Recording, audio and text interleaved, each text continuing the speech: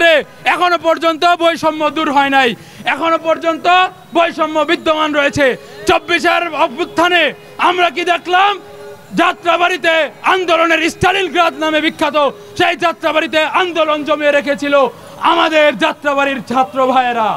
আমরা এখনো চোখের সামনে ভাসে আমাদের শহীদ খোবাইবের সেই নির্মমভাবে শাহাদাত বরণ করার দৃশ্য। আমরা ভুলে যাই নাই কিভাবে যাত্রাবাড়ির সাজী ভাইয়েরা কিভাবে প্রতিরোধ গড়ে তুলেছে। যখন মুন্সিগঞ্জে শিক্ষার্থীরা যখন আন্দোলন দমে গিয়েছে, ঠিক তখন ঢাকা মহাসড়ক অবরোধ করেছে ফরিদাবাদ মাদ্রাসার শিক্ষার্থীরা। ঠিক যখন বাড্ডায় যখন ব্রাকের উপরে পুলিশ বাহিনী, হানাদার বাহিনী যখন আক্রমণ করেছে, তখন আমরা দেখেছি বাড়িধারা মাদ্রাসার শিক্ষার্থীরা পানি নিয়ে এগিয়ে এসেছিল। আমরা বলতে চাই, সারা দেশে জুলাই অভ্যুত্থানে কওমি মাদ্রাসার শিক্ষার্থীরা সমানভাবে অবদান রেখেছে। আমরা দেখেছি জুলাই অভ্যুত্থানে প্রত্যেকটা ইমাম সাহেব স্বাধীনতার পক্ষে কথা বলেছেন। আপনারা দেখেছেন কতজন ইমাম সাহেবকে চাকরিচ্যুত করা হয়েছে। কিন্তু এরপরেও বর্তমান সময়ে অন্তর্বর্তীকালীন সরকারের শিক্ষা বিষয়ক মন্ত্রণালয় পাঠ্যপুস্তক প্রণয়নে যারা রয়েছেন, আমরা কি দেখলাম? জুলাই অভ্যুত্থানে আন্দোলনে ভূমিকা রাখার কারণে যারা গান গেয়েছেন তাদের অবদান তুলে ধরা হয়েছে।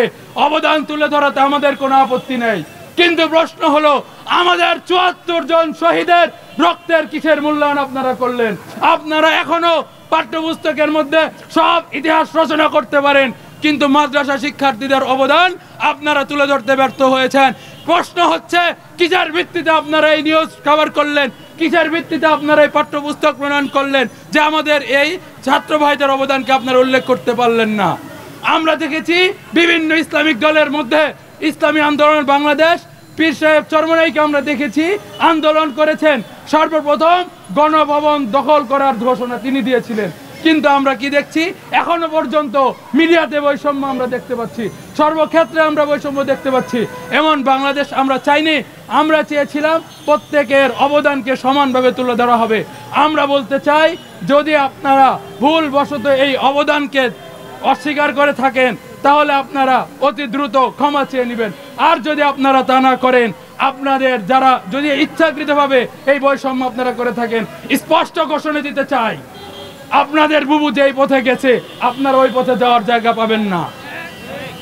অতএব আসুন, বৈষম্য মুক্ত বাংলাদেশ গড়ার লক্ষ্যে প্রত্যেকের অবদানকে সমানভাবে তুলে ধরা হোক। একজন মাদ্রাসার শিক্ষার্থীর অবদান যেমন ভাবে রয়েছে, প্রাইভেট শিক্ষার্থীর অবদান যেমন ভাবে রয়েছে, পাবলিকের শিক্ষার্থীর অবদান রয়েছে।